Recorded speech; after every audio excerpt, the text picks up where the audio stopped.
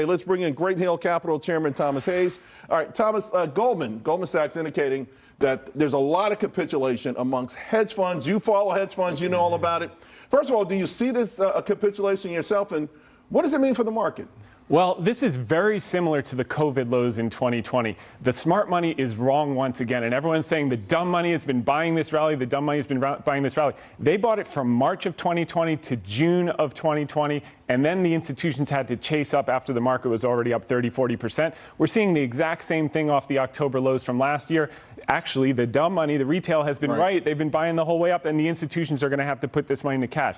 Now, they're not going to chase those things that are up huge. The Magnificent Seven, I think, are going to cool down, consolidate. It doesn't mean they have to crash, but there's a lot to do under the surface where they can play catch up. And by the way, the dumb money in the meantime have been buying things like Tupperware at 60, and now it's at $6. Yeah. You know, listen, we kind of have fun with this, but we also do it for a reason because, you know, the narrative is always, you know, one that, hey, the folks on the street always get it right and the folks at home don't always get it right. And for the last few years, it's been topsy-turvy, the exact opposite.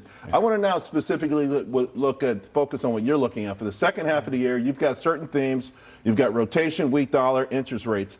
Talk to us how this translates into where we should be in the stock market. Yeah, no question. So the two key themes are weak dollar and a bid in the 10-year, which means yields compress. So on the weak dollar, you want to be in multinationals that have 50% or more of their revenues abroad. A name like Caterpillar that reported this morning count for that? Certainly that counts as that. You've got, believe it or not, you got PayPal, you've got Intel, you've got Baxter, you've got companies like that that do a lot of their business abroad. But I think where the real relative outperformance is going to be, you know I love the most hated stuff, Charles, I've been here, is going to be in emerging markets. And emerging markets is 40% China. And I know people don't love it. I know that government's been sitting back. Come on, give me the stimulus. They haven't given the stimulus.